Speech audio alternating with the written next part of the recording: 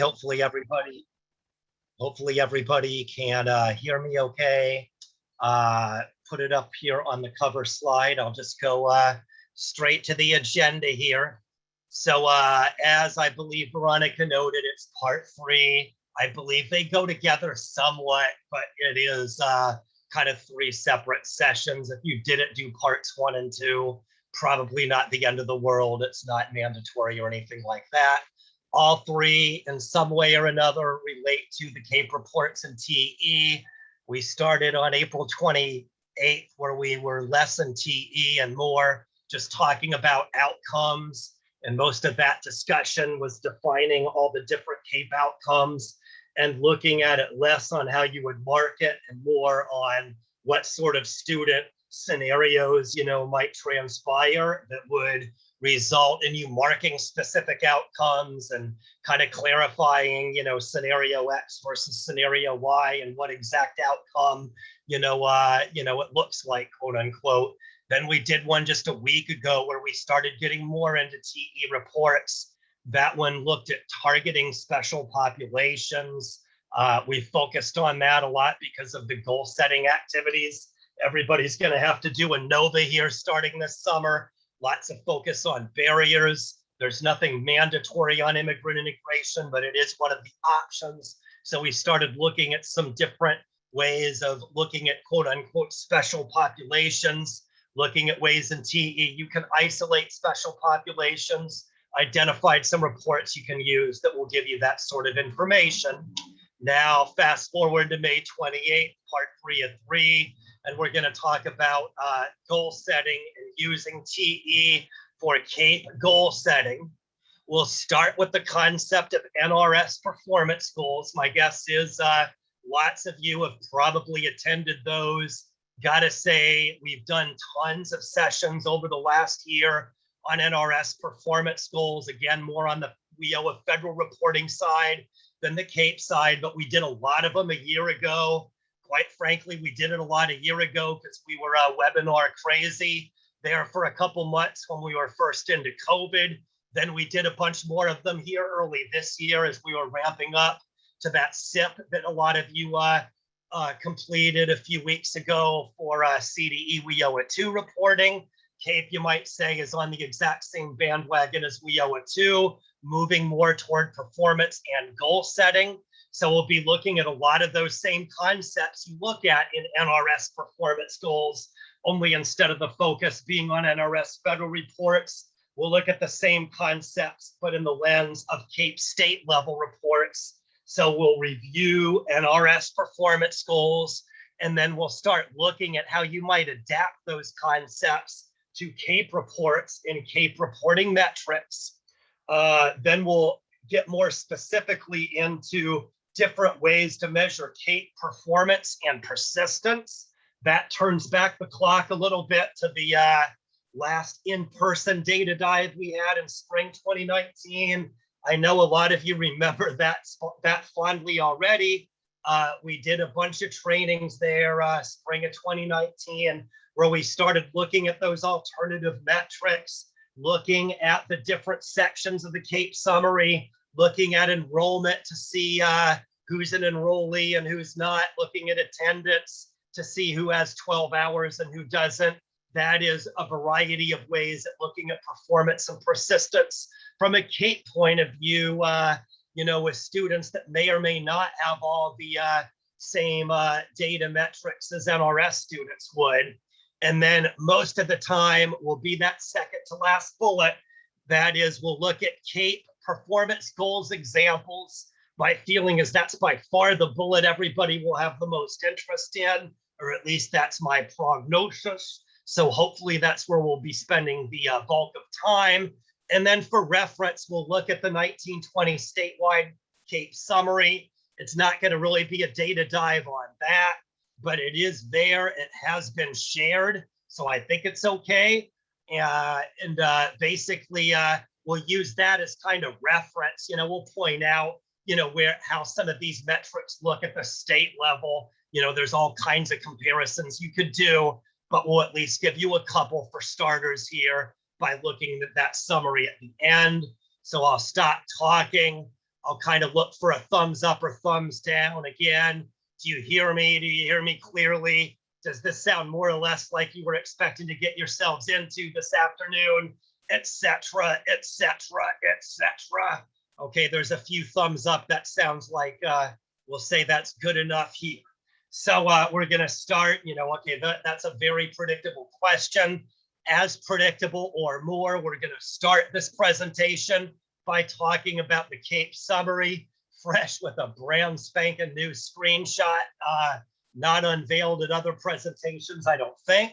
Anyway, we're doing it into the 3 sections. So again, we've talked about those 3 sections for 4 years now. So we're skipping the overview and digging right in, you might say. So we're starting with that left-hand literacy gains section. Again, that's where we look at our pre-post outcomes. The pre-post outcomes section, for the most part, comes straight from NRS Table 4, or most of it does, with the exception that it allows non-NRS programs. Again, column B, enrollees from the NRS federal tables. Column C shows you everybody that completed a pre-post. And then column D of those who achieved a pre-post level gain. So again, the left-hand section, just giving you a review here. Left-hand section is all about what's happening in terms of pre and post testing. Then the big meaty middle section relates to CAPE outcomes. You can see the number of enrollees in column E. I'll stop here. This should be review for a good 80 or 90% of you, but let's just get everybody's feet wet. Let's warm everybody up. Insert your favorite cliche here. That's what we're doing here. So again, middle section, CAPE outcomes. You can see enrollees in column E. The enrollees in the CAPE outcomes section, very, very similar to, but not exactly the same as that left-hand pre-post test section. Both the left-hand and middle sections require the demographics. Both sections require the 12 or more hours of instruction, but the difference is the left-hand section relates to testing, so it requires testing. The middle section doesn't, so it doesn't. That's the big difference. I'll also point out this year, we added that new column F for past I3. We talked a good bit about that in the presentation last week. That's the new column. You can see all the other columns in this section kind of slid backwards by 1 letter, but it's in the same order and basically does the same, meets the same purpose. It's reporting all the outcomes and organizing it according to those areas of AB 104.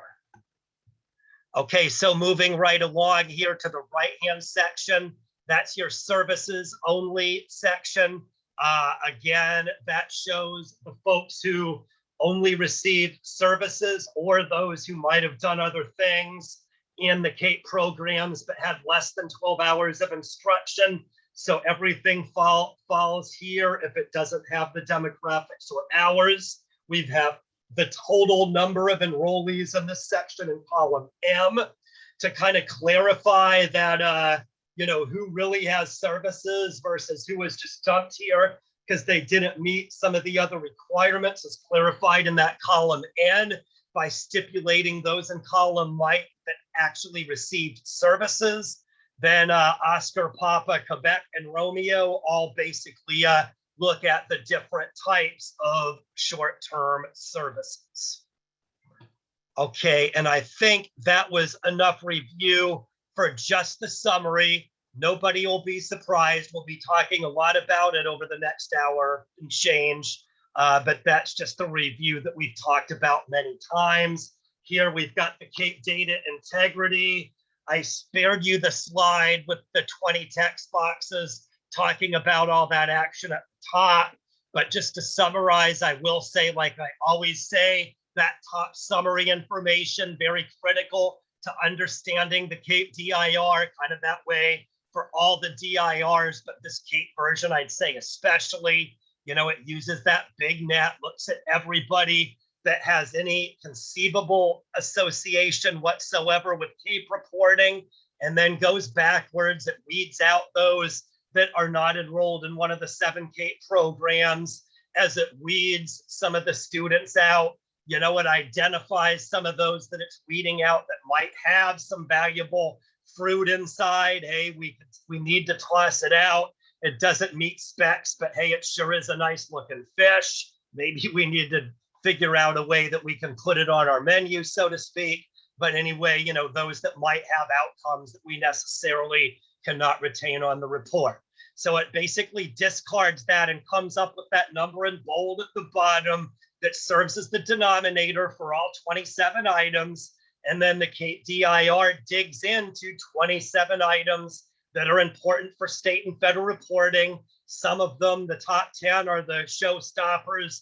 There's a bunch, you know, roughly item 10 through 22 that are not really showstoppers for CAPE, but get into things like, you know, periods of participation and integrated education and training. That is important topics, but topics that quite frankly relate more to federal WIOA reporting than state level CAPE reporting. And then at the end, we have the item 23 to 27 that get into CAPE specific outcomes. Okay, and then here is a sneak preview. This is coming, I believe, Friday. If it's not Friday, it'll be sometime next week after the holiday weekend. I'm not sure of the exact release date, but it's not there yet, but coming soon. A new CAPE hours report in TE. So this is what it looks like. I was going to use this for some of the calculations, but there's still some issues being worked out with it. So I'll do it. So making a long story short, I am doing some of those calculations that some of you remember from a couple years ago. I'm going to continue to do the calculations the old-fashioned way using the CAPE summary. Some of you remember there are some tricky, you know, you can do all the calculations, but there are a couple that are a little tricky. Once we have this CAPE hours report, my feeling is we won't have anything all that tricky anymore. But again, it's not quite ready for this presentation. So I'm going to show you those CAPE summary ways of doing it, because I've got to admit, I'm not sure exactly how this is going to look exactly in terms of numbers. If I'm just showing you what it looks like, we'll find you can see it. But I have to admit, I get a little less confident if I dig in to show you exactly how you're going to calculate the numbers to get inside baseball type figures like I'm going to go into with these examples. For now, no, we just have the 4 consortium level reports. If you want to email me, I can certainly send this up as a request, though, is something that could maybe be added to that list. For now, though, it'll just be an agency level report for now, but it's a good suggestion. Okay, but just sorry, I spent way too much time making excuses for why I'm not using it right now. But just so you know, it's going to be hopefully a simpler report that itemizes out, you know, what Neil would call the participants versus the adults served. Well, a lot of people would say that, but I got to say, I've heard those terms from Neil more than I've heard them from anybody else. So at least for now, we're going to attribute them to Neil. Anyways, it will give you those adults served versus participants. Look at those same 3 sections of the CAPE summary that we just reviewed. That's right. Somebody's ears are burning red after that. Anyways, we'll look at the different, you know, that report will look at it in terms of who has 12 or more hours, who has 1 to 11 hours versus who has 0 hours. Obviously, that's really important in that right-hand services section to kind of help you figure out who's there just because they received a short-term service and really didn't have any CAPE enrollment versus those that did have CAPE enrollment, but just had something, whether it was hours or missing demographics or whatever, that prohibited the person from getting into one of those other sections. So for troubleshooting and, you know, you might say categorizing, you know, students in different buckets, this report will hopefully be really, really helpful. Okay, and then here's a view of the consortium manager reports. Again, we have 4 now. The 3 we've had forever: demographics, CAPE summary, barriers to employment. You know, relatively recently, I forget exactly which month, but in the last 6 months anyway, we've added the KDIR to the consortium level reports. And then here's what I just said for proof in the pudding. It doesn't aggregate everything, but because of that whole common denominator issue really is kind of a nightmare with this level, but it will allow you to compare and contrast all the different agencies in your consortia, putting it on spreadsheets, whatever makes it easier for you to look at that, and review everybody together. Okay, so I think that was the table setting section of this presentation. I'll just stop any questions. Sorry, I'll sanity check everybody yet again because I'm coming up for air here for a few seconds. Anybody want to nudge me? Okay, you still got it. All right, we all got it. We all got it. If you didn't have any after 20 minutes, we'd be in trouble city there, wouldn't we? Anyway, all Goog. We're all Goog. Yes, we are Goog, aren't we? Anyways, so let's start here with NRS Performance Goals. So sorry, another shameless, annoying self-promotional comment. How many of you have been to those sessions? Maybe it was a year ago. Maybe it was more recent than that. Maybe it was way back when we were doing them in person.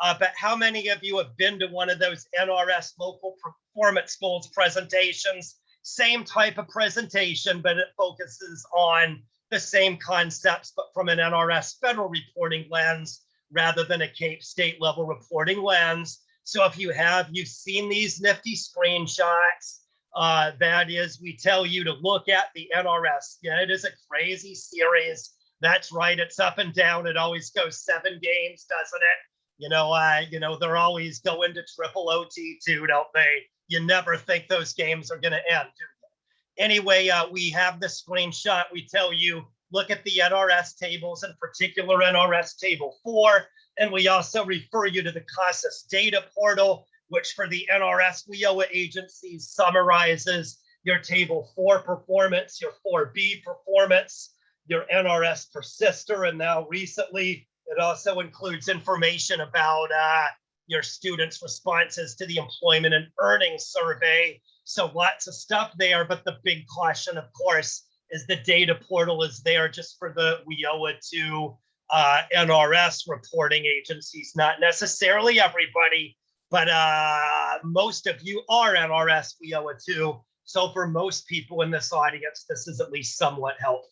So anyway, from an NRS lens, look at the data portal and/or look at the NRS tables to identify agency strengths and needs. We're not going to spend a lot of time here, but Table 4 is the NRS reporting table that's used to report on measurable skill gains. It reports using the 12 federal educational functioning levels, 6 for ABE, 6 for ESL. The student places with a pre-test. The gain is based on their pre-post-test progress. We've aligned our CASA system to those 12 levels. So based on how your students score on their pre and post tests, they'll place into the federal levels, and hopefully a lot of them will make progress on their pre and post tests to achieve a measurable skill gain. And then the report gives you percentages for each of those 12 levels. That is, at the end of the day, at each of those 12 federal reporting levels, what percentage of students at each level made enough gain between pre-test and post-test to move to the next federal level. There's a lot of blanks I didn't fill in. This is a whole hour presentation unto itself, but hopefully everybody gets the basic gist of how Table 4 works. This is not how we do everything Cape-wise, but if you look at that left-hand part for pre and post testing, you might say this represents what's quote unquote under the hood in that pre-post section of the Cape summary. It basically is using the results from the NRS tables, more specifically results from NRS Table 4 to report out on those columns B, C, and D that you all know and love on the Cape summary. In federal reporting land, there's also Table 4B. It basically is set up a lot like Table 4, but it only includes those students that completed a pre-test and completed a post-test. For federal reporting, you always use Table 4, never 4B, but there are some that might cite quote unquote fairness issues from a classroom point of view that says if you're measuring an agency or state, maybe you use table 4, but if you're measuring student performance or classroom performance, you really ought to use table 4B. That is, you really ought to only evaluate those students that completed a pre-post pair when looking at whether the agency or the class or the student is performing well or not so much. And then here is a screenshot of the CRS Data Portal. I split it up. Maybe that was wrong. I made the wrong choice already. I moved the persister back a slide or two so I could show you the CRS Data Portal screenshot from table 4. This is just an example. Again, another 45 minutes. I'm consolidating into 2 or 3 minutes, where this is a screenshot from the CRS Data Portal focusing on NRS Table 4 results. It's just part of one agency's performance where we're looking at a few levels and just showing you how the concept works in general, where when you generate this on the data portal, it'll show you statewide goals and statewide averages. It has some 15 years worth of California data performance from which to compare. And so you can run your own agency, compare to the state, compare to the neighbors, etc. So in this example, the agency is comparing 2018-19 local performance to statewide goals and averages. Again, at the end of the day, we found one area, ASE low, represented by the red arrow, where we really need to improve. Another area, ESL beginning lit, represented by the green arrow, where we're doing pretty well. Again, we're keeping it super simple for now and just saying we know ASE low is an area of weakness because our percentage is way below the state goal and way below the state average. We know ESL beginning lit is looking good because we're above the state goal and above the state average. Again, there's 20 more minutes of this we could get into when we won't, but now we're just showing it simple, looking at strengths and needs. How can we use this to reach broad conclusions and start looking at where we need to improve versus where we might be able to pat ourselves on the back. And here's the NRS persister. This is what I almost automatically got into saying. I might rearrange this just because I can't really seem to get out of my own way, but the persister basically compares NRS Table 4 with Table 4B. It looks at it from the lens of the same 12 federal levels, 6 for ABE, 6 for ESL. Column B shows how many at each level placed into Table 4. Column C is showing of those how many also placed into Table 4B. And then that percentage of persister there in column D is simply column C divided by column D. That is, of everyone at each level that qualified for NRS federal reporting, what percentage of those students at each level stuck around long enough or quote unquote persisted long enough to at least complete a pre-test and a post-test. Here is another section of the CRS Data Portal. Again, it's a CAPE training, so I'm showing you this, but not spending a lot of time using it or whatever. That'll be in WIOA 2 trainings. But in any case, here is the persister section where we compare our persistence to the statewide average rather than our performance. You can see we're looking at 2 areas that we already know and identified as 2 areas of weakness for this agency. One is ABE intermediate high, the other is ASE low. So in this example, we're assuming we already did the homework. We already know 125%. These are weak areas that we need to improve. So one thing we always talk about as a good first step is look at persistence. If you know it's an area of weakness, one thing you want to do right off the bat is look at persistence and see that is, have we completed pre-post pairs for the bulk of these students, yes or no? If so, there's one series of steps we might want to follow. If not, there's another series of steps we might want to follow. Here in this example, 2 areas of weakness. The one to the left, intermediate high, you might say confirms our suspicion. Our persistence in that weak area is very low. So what that means is, knowing that our persistence is exceedingly low, our first step is going to be to get more pre-post pairs and or engage in basic data cleanup. We need to get our demographics, hours of instruction, pre-post pairs in place. We need to worry about all those things first. And then once we get all those ducks in a row, then we can move forward and start looking at things like classroom performance. The green arrow to the right, that gives us one that shows our persistence, surprisingly enough, already pretty gosh darn good. So yes, it's an area of weakness, but not necessarily an area of weakness explained away by a lack of pre-post pairs, because as you can see, persistence for ASE low in this example is actually well above the state average. So in this example, we might want to look at things like classroom instruction and look at ways to directly improve our student scores on the actual pre and post tests. Okay, so there is about 120 minutes worth of training, frantically, wrapped up into a neat little bow in 5 minutes. So that obnoxiousness notwithstanding, does everybody more or less follow me here on these concepts related to NRS performance goals? I know a lot of you have been in these sessions a lot, so I do kind of think most of you understand this from previous sessions, but I'll just say, hey, if you don't understand this in basic terms, a lot of how we're, retrofitting it for CAPE isn't going to make any stinking sense, I gotta say.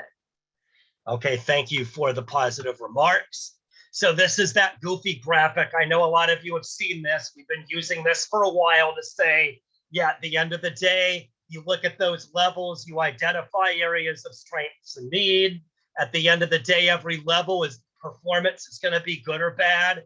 At every level, persistence is going to be good or bad.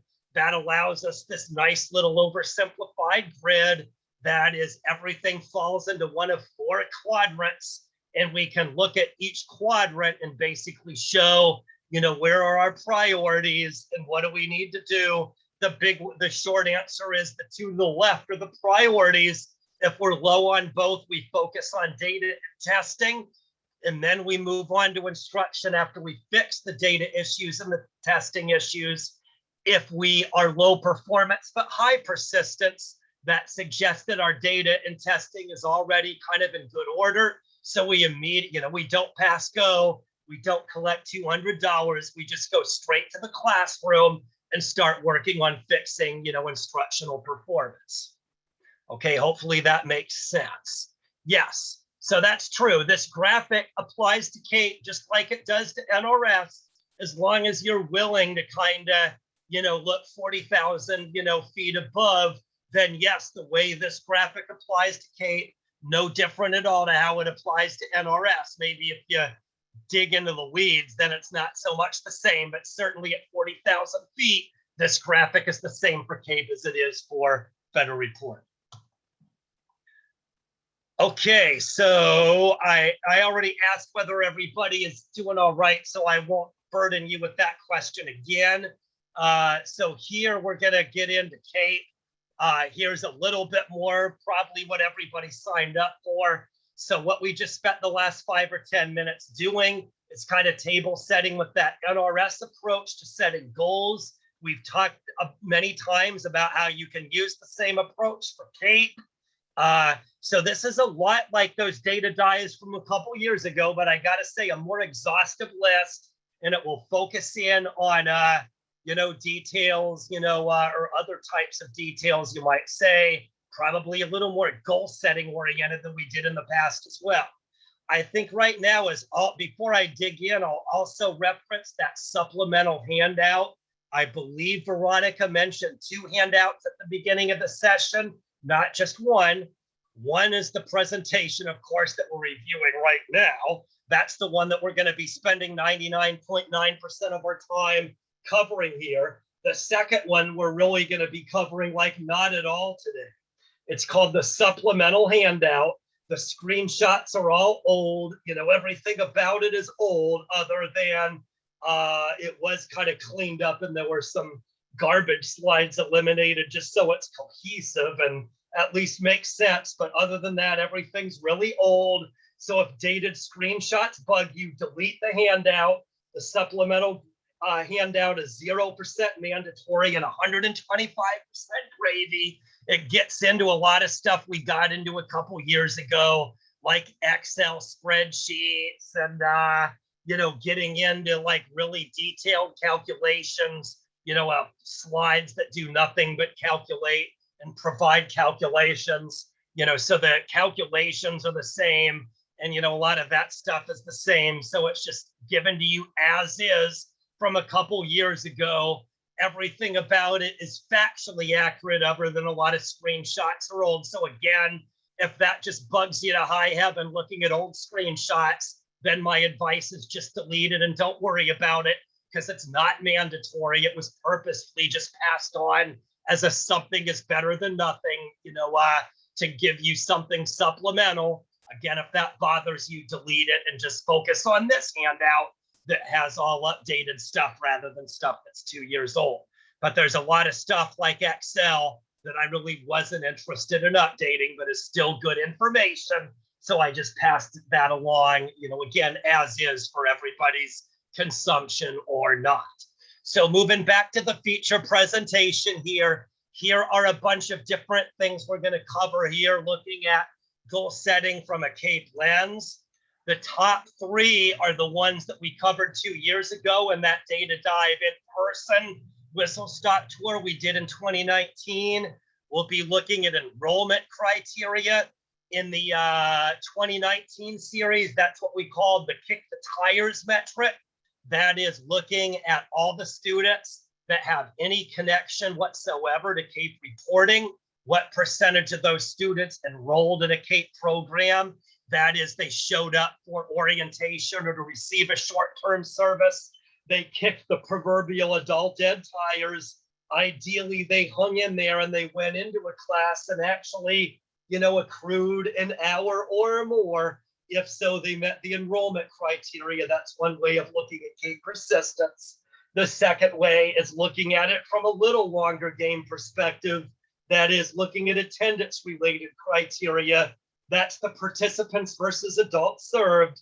That is, of those that accrued at least an hour of instruction, what percentage of those hung around or persisted long enough to at least accrue 12 or more hours of instruction and thereby qualify for CAPE outcomes and qualify for NRS and pre and post testing. So in any case, that's the attendance. And then the third one that we covered a lot a couple years ago was looking at pre and post testing, basically looking at using the exact same concepts of persistence that we just covered from the NRS lens over the last 5 or 10 minutes, but getting your calculations from the CAPE summary rather than the NRS persist report. And then we'll get into a few others. Targeting CAPE outcomes is another one that we've looked at in previous years, where you just summarize the total number of outcomes at your agency or your consortium and divide it by the number of enrollees to get an outcomes percentage. We'll look at that one and review that one and add, different ways of applying that for goal setting. We'll look at the KDIR, and again, that will be a goal from a goal setting point of view, more so than drilling down. Look at some specific goal setting examples using the NRS model. We'll double back to some goals for special populations, like we discussed 1 week ago.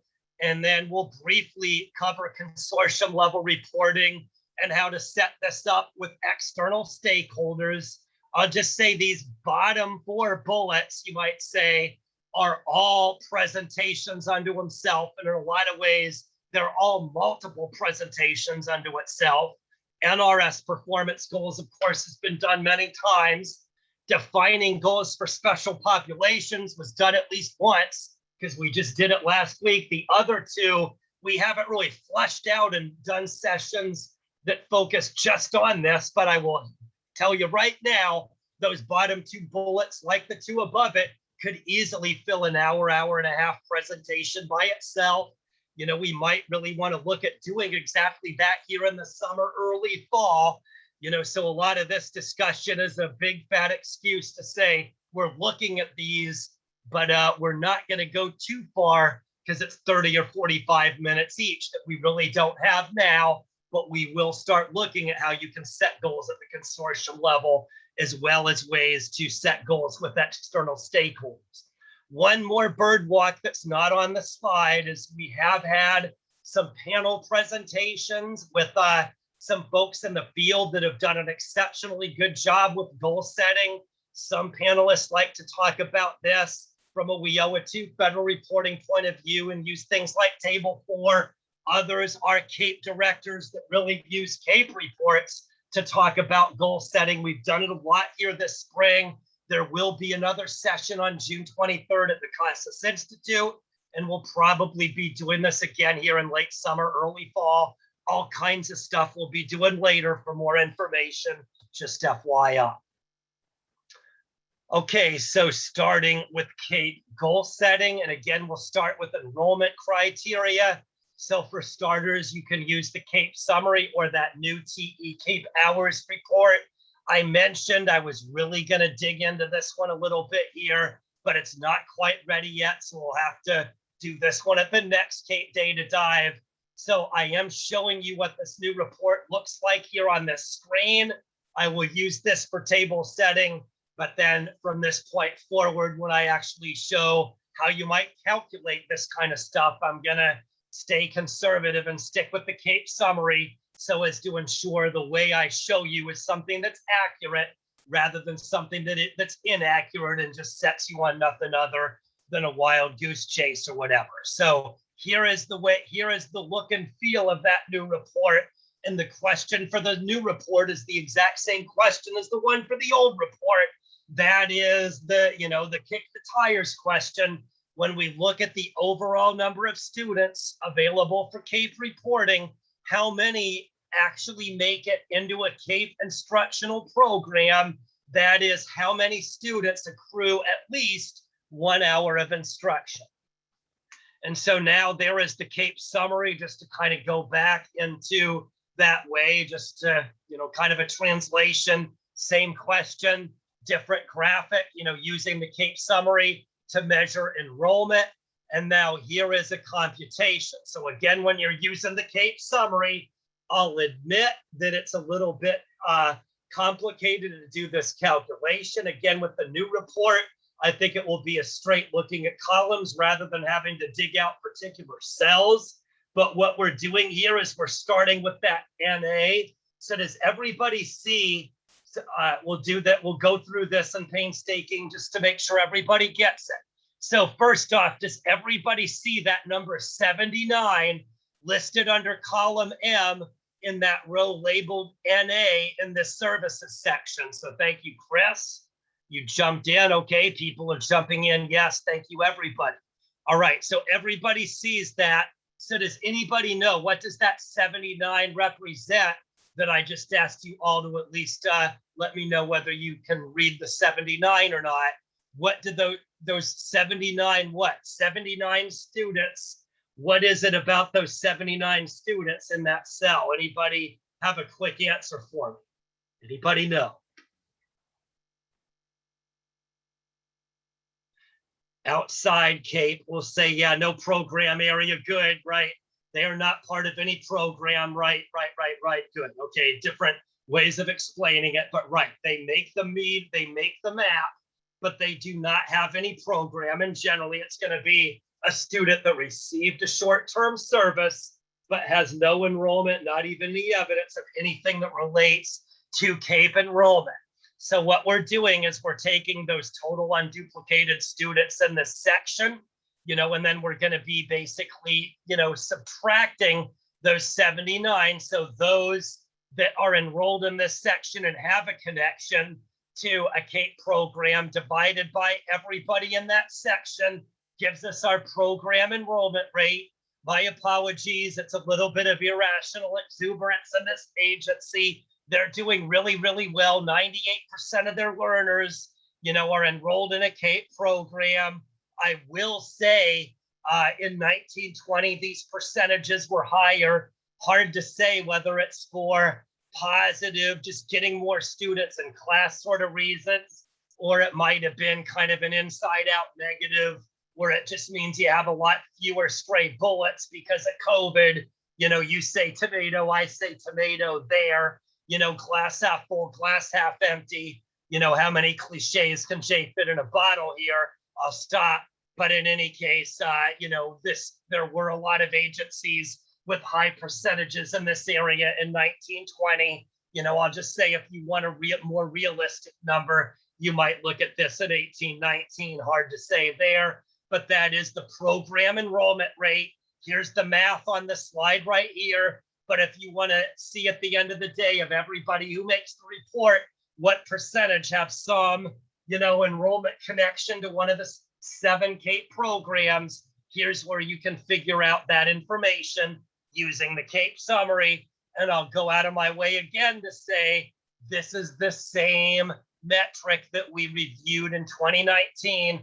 This is totally Pete and repeat, admittedly with new screenshots and slightly different terms. You know, I think we've sort of gotten more consistent with our terms. So I do feel a lot better about the terms right now, probably, than I did before. Yes, unmute, ask away.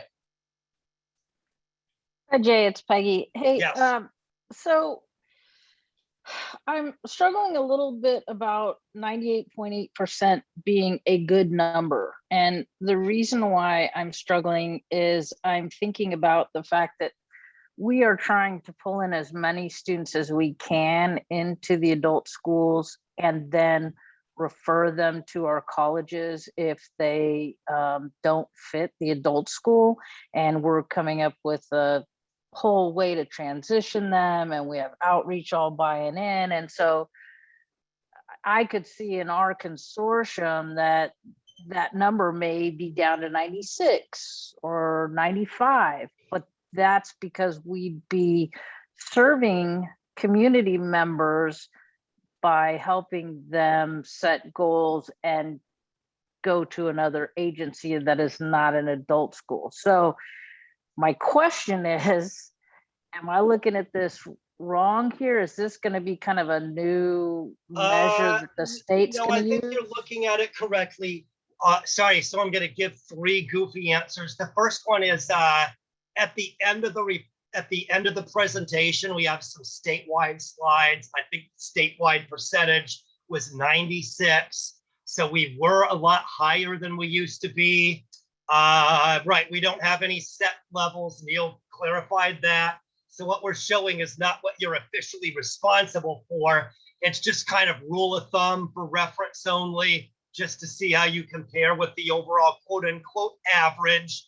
I'll go back to the how many cliches can Jay jam into a bottle to where, you know, with short answer is in 1920, this metric was a lot higher than it was in 1819 or 1718. I do think that COVID had a little bit to do with it. It is a glass half full, glass half empty. Maybe it's just because we're a lot cleaner. We have a lot fewer stray bullets. We're getting everybody in class. We're doing a better job of managing our data.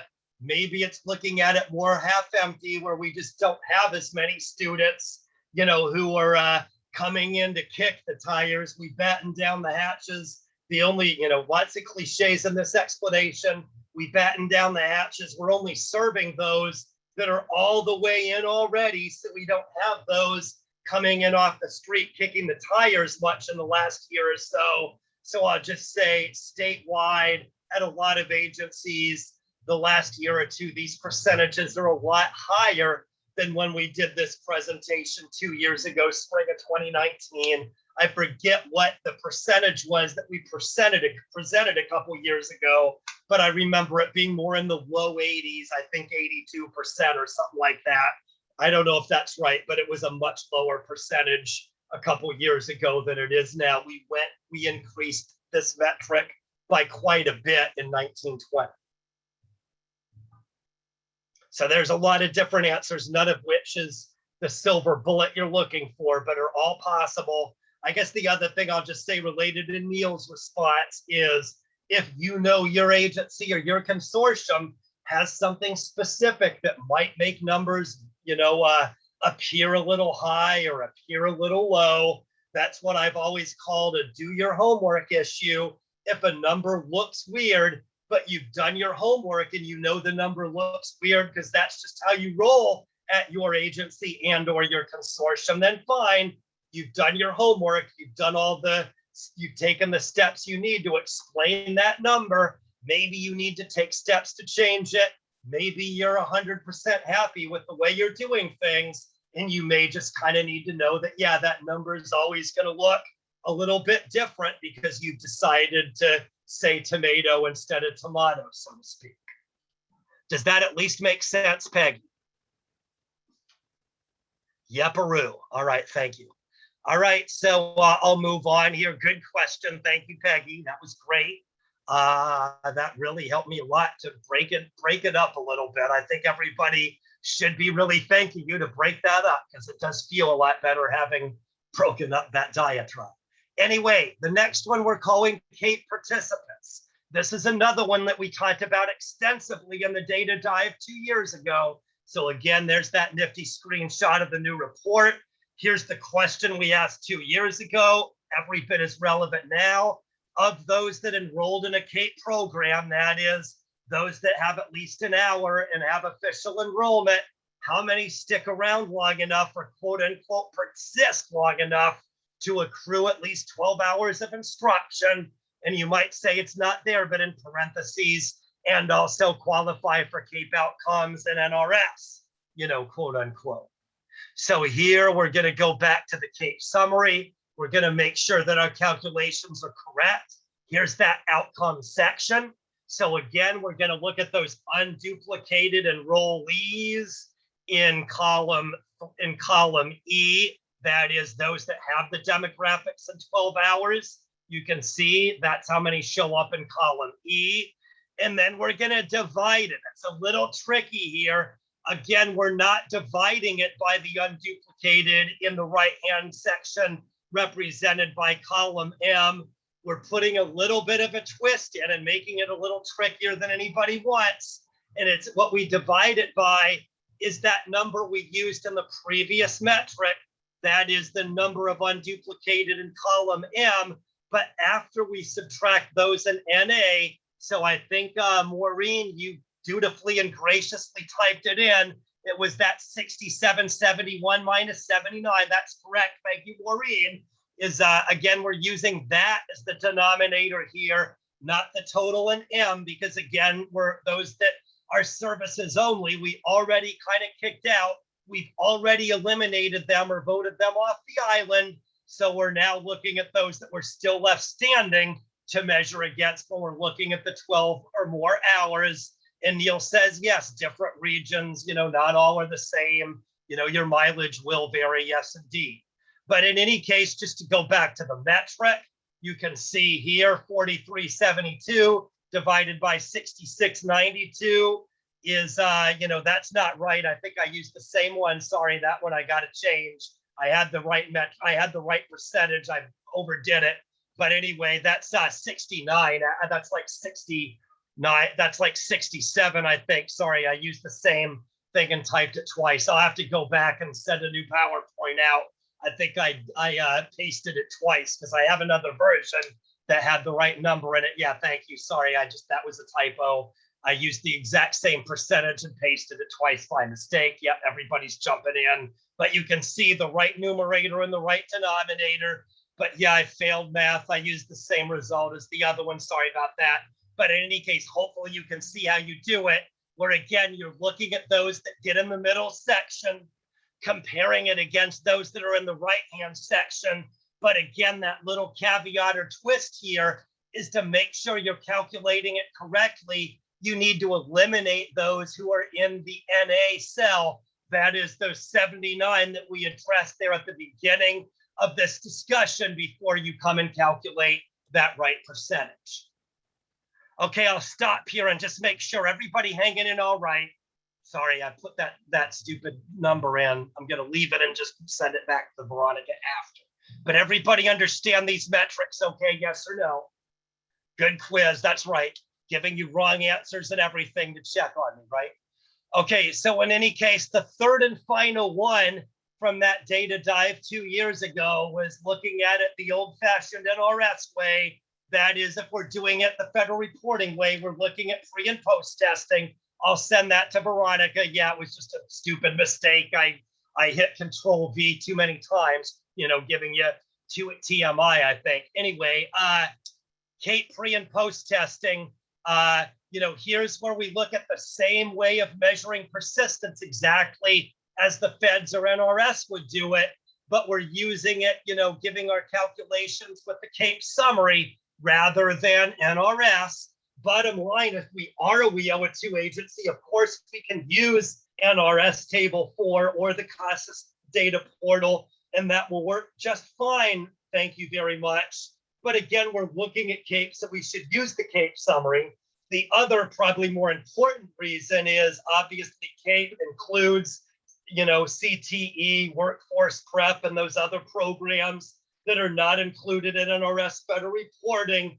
So to have it be apples to apples, we might well want to consider using this method instead of the NRS way, so as to include all of those CAPE students that are not in ABE, ASE, or ESL.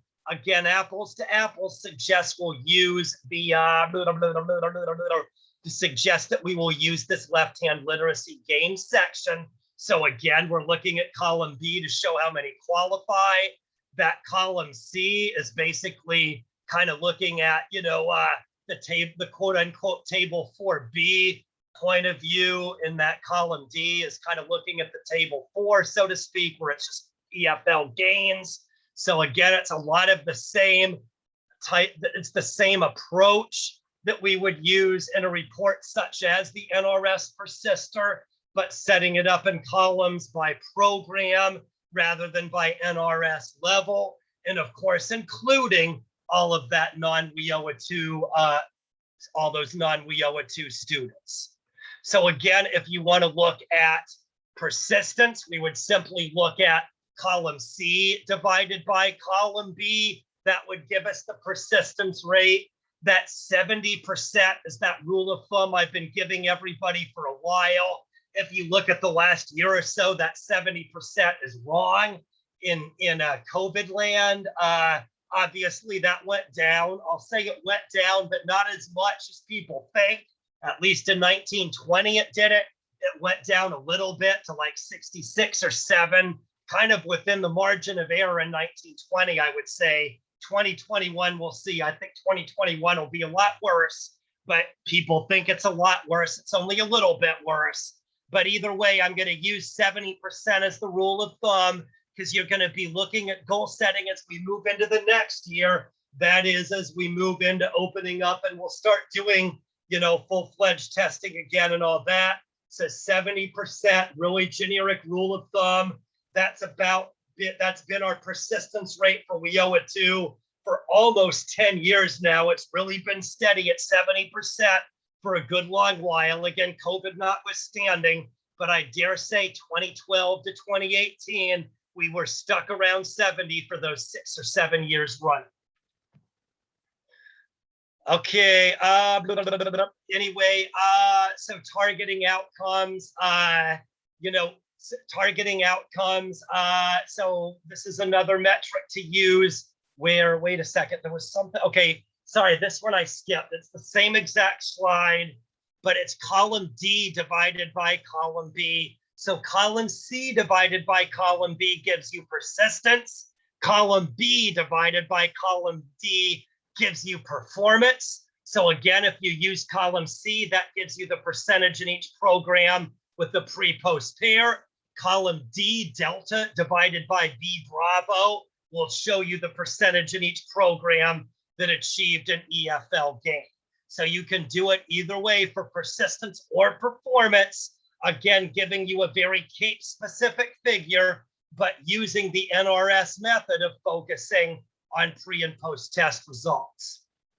And then here's one where we're fleshing it out more. This is one I remember covering, but not in nearly as much detail maybe as those other 3 I just covered, where we looked at a CAPE performance metric, where we were looking at outcomes. It was a real simple metric. Some of you really liked this, I think, because it was simple. Some of you kind of looked at it skeptically. You know, some would say this is not that accurate of a metric.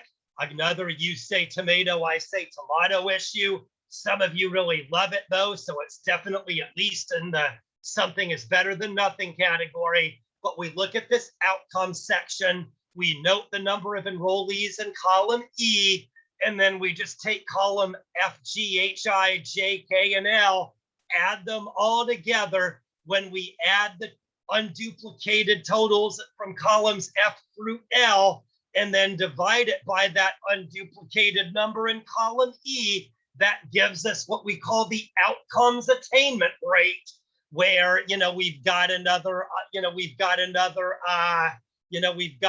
calculation that shows the number. Now I see what I did here. I put outcomes in the last one, so it's really kind of a flip. But in any case, we've got the outcomes attainment rate. This is actually 90, but a lot of you are going to be 1.0 something here, where if you're in a really good consortium, you've got more outcomes than you have students, but you're just taking that total number of outcomes and dividing it by your number of students.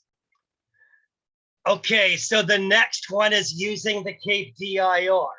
So this will be in a lot of your guidance that you'll get in the summer of different ways you can do things in NOVA, where we'll obviously list the DIR. You can preferably use the KDIR. I reckon you'll be able to use other DIRs too, but we'll focus on the KDIR for now. Just a snippet here, where right now we're looking at those prescribed ways on the CAPE summary.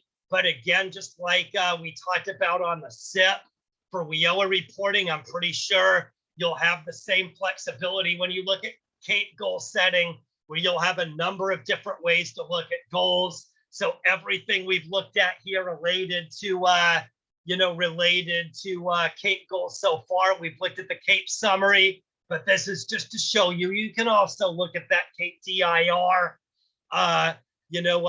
What I'll also show is here's a download.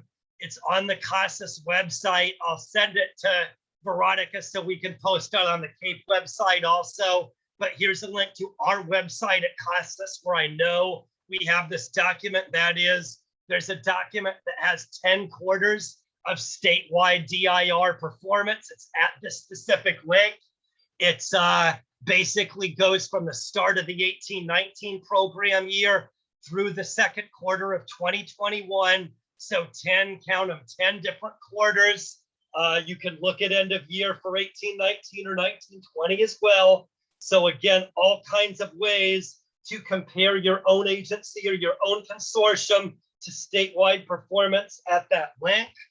And I'll just say that's the framework for how I might suggest you use the DIR. You know, there's not really, maybe there are ways of doing this that I'll just do the figures. I mean, I have a version where all this is right. There were a bunch of typos. If I basically way TMI, but if I just didn't waste time this morning checking things, everything would have been completely right. But I got nervous Nelly this morning and made a bunch of edits. And quite frankly, I just shot myself in the foot by doing that and messed it up. It's all kind of askew. So I'll undo what I did this morning and go back to my 4 p.m. yesterday version. If I had just done that, everything would have been fine, quite frankly. So I'll send this out at the end of the presentation. I'm not going to spend 10 minutes going and do those calculations now. So just go back to the website after the presentation. If you want to get into the weeds with that, I'll just go back again. My version I did yesterday was so much better than the one I fixed this morning. Anyway, way TMI. Anyway, here's a way that you could use the DIR. Mostly you would just compare it, kind of like we do with the data portal for NRS, where we look at averages and just say, yeah, we're going to be equal to or greater than the norm. So in this example, we're at 34.3% of students miss, without 12 or more hours of instruction. You'll just have to take my word for it, probably mess this up too. But the statewide average in 2018-19 was 24.1%. So we'll just look at it and say, yeah, as an agency, we're pretty messy. We're not doing hours. You know, for whatever reason, this is an area that we need to do a little bit better. So yeah, our goal this year, we're way below average. So we'll just kind of work our way. So we're at least an average agency this year. By end of year, we'll be at that average of 24.1%. Just giving you an example. Obviously, you could apply this easy logic to any of those 27 items on the KDIR. Okay, I'll just say any questions here. Some of it's the data figures, some of it is pointing to that link. But let's just get the lasso out. Everybody hanging in there okay? I'll take that as a yes. I don't see anybody. Okay, no questions. Thank you, thank you, thank you. All right.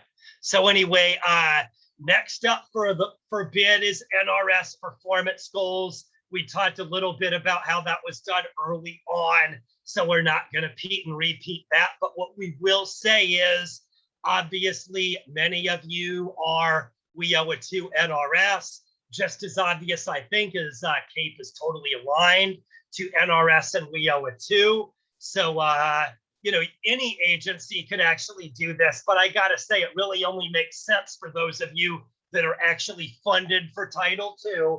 If you're funded for Title II, then you have things like NRS reports and payment points that you're using. You can refer back to resources such as the CRS Data Portal. Again, lots of really good ways to measure your local performance, compare it to the state. So if you are WIOA 2 funded and or have been funded for a while, you know, all of those resources that WIOA 2 agencies use, you can of course look for CAPE reporting. You know, if you do so, you need to realize that you're only measuring your students in ABE, ASC, and ESL. You're obviously not measuring your students in the non-WIOA 2 programs. So most likely you'll want to combine this with some other metrics that do include all of your students that are in CAPE reporting, but certainly is one way to measure. You could certainly start using things like the data portal and focus on performance in ESL and or performance in ABE. And obviously you'd have a great deal of additional resources at your fingertips to have more metrics and more data evaluation and so on. So if you were to do that for CAPE, that would be one of those where you'd really just do the same method as what we said in performance goals. So here we're just reverting back to what we showed you when we were highlighting NRS performance goals at the beginning of the session.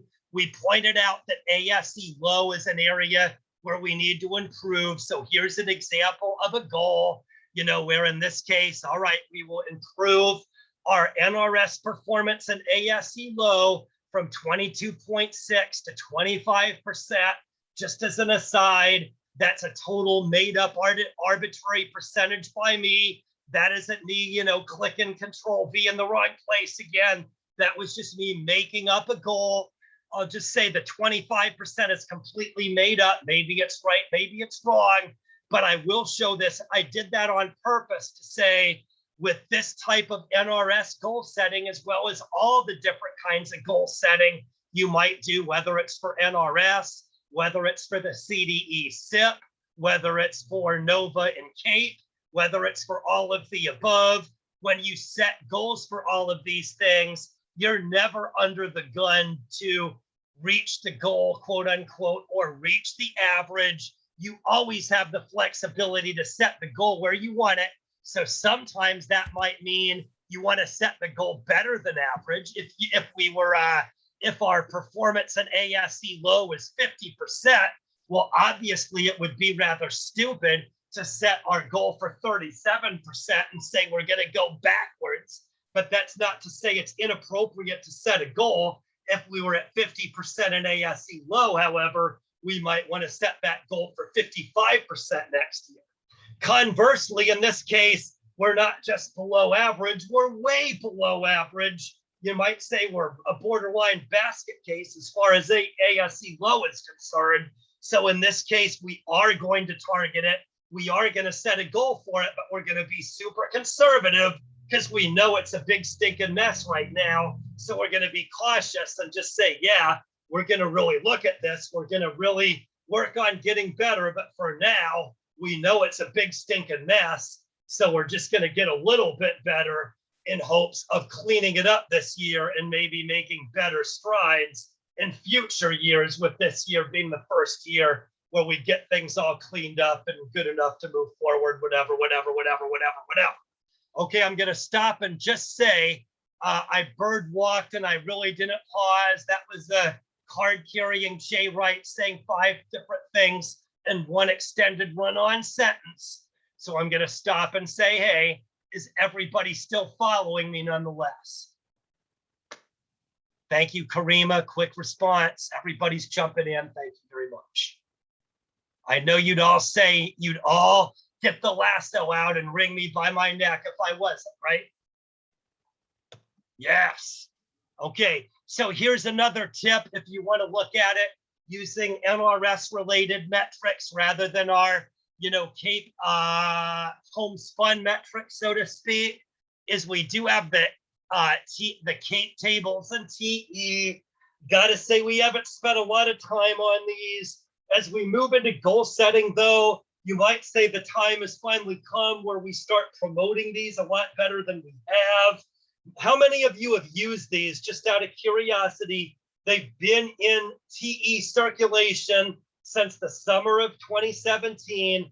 That said, we haven't spent a lot of time talking about these because I've got to say a lot of folks, myself included, kind of like the CAPE summary better for a lot of reasons, but that's not to say these can't be helpful. Just in my myopic mind of minds, they're good, but not as good as the CAPE summary. But I'll just say, as we get into goal setting, we'll start using them more. I'll point out they've been around for 4 years now. If you, bottom line is, if you kind of like the NRS way of looking at these metrics and you kind of want it done for you with those preset NRS calculations, that would be a good way for you to do it instead of using the CAPE summary and doing all that crazy column calculating. You might want to just go ahead and use the CAPE tables, and that will have some things a little bit better built in for you. And the other advantage is it includes those CAPE students in programs like CTE and workforce preparation that did pre and post testing that would never be included in any of the NRS reports. So I'll add here, when these especially might be helpful for you is if you're a CAPE agency that's used CASAS pre and post testing for students outside of ESL, ABE, or ASE, these would be especially helpful because they would include those CTE students that tested and include them in the percentages and allow you to evaluate all your CAPE programs in terms of pre-post gain, not just those in the NRS programs. Okay, move along here, I guess. Okay, so next item up for bid is defining goals for special populations. If you want some detailed examples, there's 4, count them 4, I think pretty good examples in the presentation we did a week ago. We looked at things like barriers. We compared them by EFL. We compared them by CAPE program. I think we looked at labor force status for one example. I can't remember what they all were, but we used 4 examples. We really looked at special populations, and in particular, we used that new ad hoc NRS crosstabs report. So we did 4 examples using those crosstabs where we basically just use that mover. We select what field we want to populate the x-axis. We select a different field to populate the y-axis. And then presto, abracadabra, hocus pocus, there comes our ad hoc NRS crosstab report. How many words can we come up with? Which one did I miss? Presto, hocus pocus, abracadabra. Which one did I miss? There's still an obvious one. Fill in the blank. Who's going to help me out? I know somebody's going to. Anyway, so for CAPE goal settings, we can Fantastico. All right, fine. I haven't heard that one. I like that one. Voila, there's the one I was looking for. But I think Shazam. All right, I think I like Fantastico better. Diana, I will definitely use Fantastico the next time I get myself in that magician reference situation, that's for sure. Anyway, so you can use that ad hoc NRS crosstabs in a variety of different ways. Here's an example that we use. I used a different one here. So in this case, we looked at has an MSG. I have these two listed on the screenshot just because they were next to each other. Gotta say, for a lot of reasons, cultural barriers, you could use it, but that would not be one I'd recommend. But person with a disability, I think, is an outstanding example of one you might use for barriers. And that's the one I'm really focused on here, where I'm just keeping it simple. You know, one metric is has MSG, doesn't have an MSG. So you can see we've got 35 individuals with disabilities. 12 of them have an MSG. So we can just say, yeah, we're going to improve from 34 to 40% of those with a disability attaining an MSG. So that gets directly at that example. I think Yahoos like myself have pointed out a lot, where maybe at your agency, you're doing a good job in terms of performance on table 4 and performance on the CAPE summary and so on. But maybe once you dig a little deeper and look at your special populations, your performance gets worse in a hurry. So if that sounds like you, look at your special populations and you can set goals like in this example, where you're focusing on that. In this example, we're focusing on our students with a disability. Okay, and then consortium level reporting. We showed we had a few of those. Again, to some of the questions, we still do need to build the number we have available at the consortium level. But obviously, a way you could do goal setting is look at it from a consortium point of view rather than an agency point of view.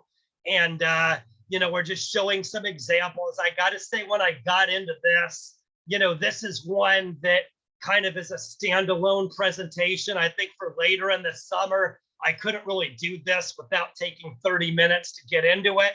So I'll just say for now, yes, you absolutely might want to look at those consortium level reports. If you know more than I do, I'd be happy to hear some of the wonderful ways you're doing this. But this is one for me to develop, I think, and come up with a more cohesive, concrete presentation later in the summer. But here's some examples of ways you could do goal setting, where in this case, we'll say everybody in Consortium X will have no more than 27% of learners, you know, missing 12 or more hours of instruction. So a lot of that is in the way you write it. Maybe we want consortium wide to have an average of 27% or better. In this case, I was thinking more, and I didn't write it as well as I should have. I should know better from my IP experience in a past life, but you've got to write it exactly. Sorry, should never have done this. My apologies here. I overshot, but what I was really looking for, I think, is this one, where like here we said, okay, you know, this agency is going to improve to 34%. So this is kind of an IEP way of writing a goal that I kind of like. We're basically setting the bar at 27%. So this is kind of an oddball way, but it really does kind of give a good way to get everybody over the bar, where you're basically just saying every single agency will be 27% or better. At the individual agency level, we're going to say we're 34 or better, but hey, we're consortium director. Come on, give me a break. Most agencies will do great, but there'll be that one, you know, kind of sticky wicket that doesn't quite make it. So we'll set the bar a little bit lower for everybody, and we'll know if everybody gets over that 27% bar, then that's a good way to ensure that we'll average, you know, that 34%, you know, at the consortium level. Hopefully you can kind of see the method to that madness, but that would be another way if you kind of want to get, hey, let's set this bar low to where we can make sure that every single agency in the consortium has a really good chance of getting over it. Or we can go the other way and just give an aggregate percent, where here we used another metric where we're just saying all agencies in our consortium at the aggregate level will be 70% better pre-post test persistence over the next year. Again, you say tomato, I say tomato, different ways of looking at it from the consortium level, where you can say all agencies will do at least this, or all agencies in the consortium will average at least that. Of course, there's many other ways you could sprinkle the love around to measure it at the consortium level. Okay, and then other considerations. If you're a veteran of that NRS Performance Goals series, yes, the slide looks suspiciously familiar, but lots of ways to doing it. This was looking at NRS, but this applies, to CAPE too. Integrated education and training. Well, admittedly, that applies a little more to WIOA too than it does to CAPE, but it nonetheless is a good goal for CAPE. If you are an IET agency, then absolutely, there's no question that if you put all your eggs in saying, yeah, our goal in 21-22 is to develop a state-of-the-art IET program. We've got it up and running, but it's not as good as we want. This year, our focus is in making it, the best anybody's ever seen. Well, obviously, that's a great idea. Obviously, that indirectly improves your CAPE program. I think most people would say it dramatically improves your CAPE program. So certainly a good idea if that's what you wanted to do. We've talked about things like geographic data in some of the panels I've done. We've had some panelists who do a great job with that. But again, look at the communities in your region, develop goals by region, by your 3-year planning. That's obviously what we're getting into. So CAPE 3-year planning, that's what we're doing. You could do things like your MOU with your WIOA partners. How are you collaborating with Title I, Title III, or Title IV? Some of you have some formal goals you're setting locally. FPM and WASC, I've heard recently that is now actually aligned. So if you've had a federal program monitoring visit from CDE and/or you've had a WASC visit recently, maybe look at some of the things they've identified. I've brought this up as a good way to handle NRS goal setting. If you're doing it for CAPE, it's equally valuable, in my opinion. That's another way to do goal setting. You might say, here's another obnoxious cliche, but if you want to kill 2 birds with 1 stone, this might be, some low-hanging fruit for you, where you could look at what the WASC evaluators said you needed to improve. You may agree, you may disagree, but you've got to improve whether you like it or not. So use that area as an area for improvement for CAPE. Again, kill 2 birds with 1 stone. Aligning to regional priorities is one we've talked about in the NRS Performance Goals, where again, you're looking at your region aggregately. Sometimes it's what you do for CAPE, where you're looking at the college and the different K-12s and how you're collaborating. Sometimes it's your WIOA partners. Sometimes it's looking at local employers. Other times it's looking at local government. Yet other times it's looking at all those outside shareholders, but looking at how you're collaborating. Look at results that might involve good effort from you, but might also rely upon good effort from somebody else.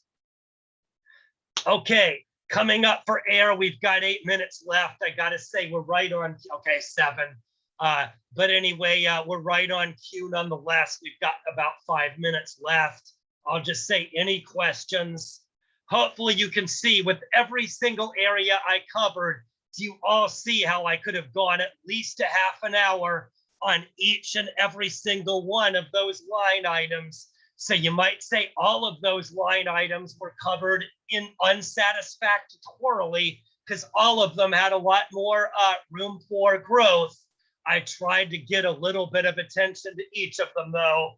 Again, I want to say Neil's probably already stated in the chat, we'll be doing lots more training is my understanding. This is really just more first salvo. We'll be training at Summer Institute. We'll be training in the middle of the summer. We'll be training at the end of the summer. We'll be training in the early fall.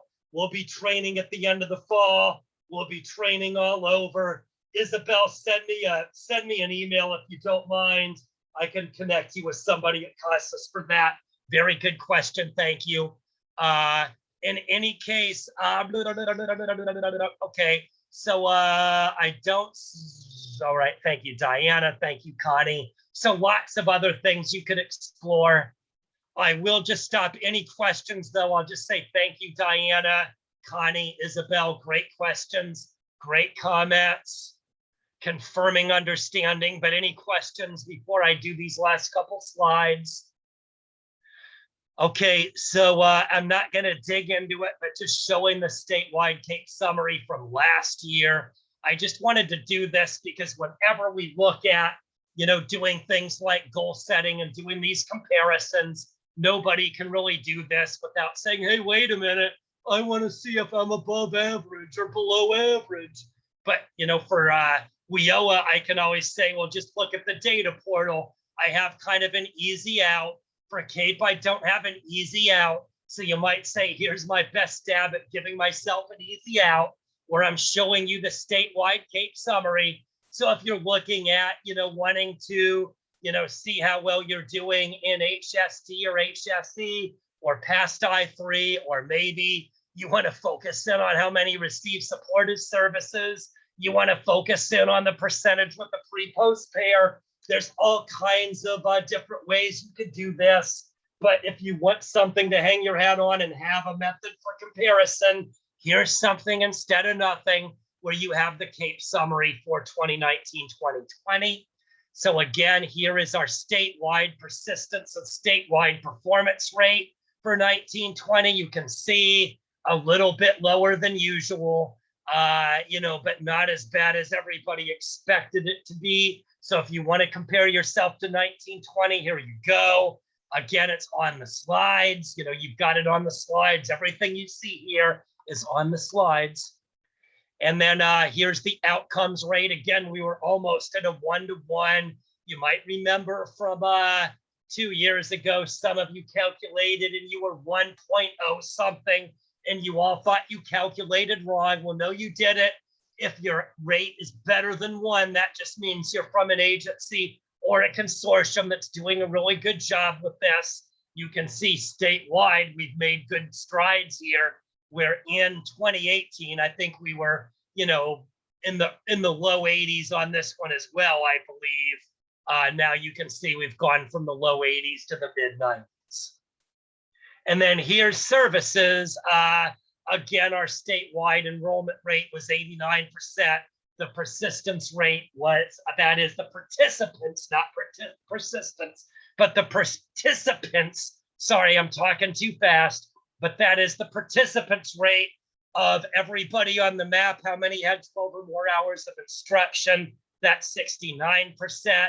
So I'm just giving you some statewide averages as rule of thumb reference. Sorry, I can't get out of the way of my own cliches this afternoon. And that's it. That's everything I had. We're right at the end. Sorry if that was, a fire hose treatment yet again. I'll just say what this presentation has showed me is we have lots and lots and lots and lots and lots of room for growth, and lots of room of different ways in which we need to, develop some more training. So I'll just say some of you have sent me some really, really, really, really, really good examples for this. But back to the I didn't have enough time. There were some of you that I even blatantly told I would use it in this presentation, but I did it out of lack of time. But I'll just say I will be looking at this more for more presentations. If you have examples of goals you'd like to see in this presentation, maybe you think you've got a great brainstorm, you've got the greatest idea you've ever had, send it my way, and I will be sure to try to incorporate it for the benefit of everybody. If you want to chat and kind of go over this, I would gladly do that. It always helps me a lot more than it helps you, because it gives me ideas for future presentations. Okay, Veronica, or maybe it's Mandalee, or maybe it's Holly. Take it away, please. Thank you, Jay, and thank you everyone for participating in this afternoon's webinar. As we mentioned, we will receive the updated slide deck from Jay, and we'll be sure to send that in the follow-up email along with the recording, as well as the link to the evaluation. And my colleague Mandalee has posted in the chat a link to the evaluation. So if you do have a couple minutes at this time, please go ahead and complete that evaluation. It only takes about 1 to 2 minutes, but it gives us a lot of information that we can use for planning purposes with Jay and CASAS and the rest of our contractors as we are continuously planning and putting out professional development over the next few months. And also there is a link to register for upcoming webinars.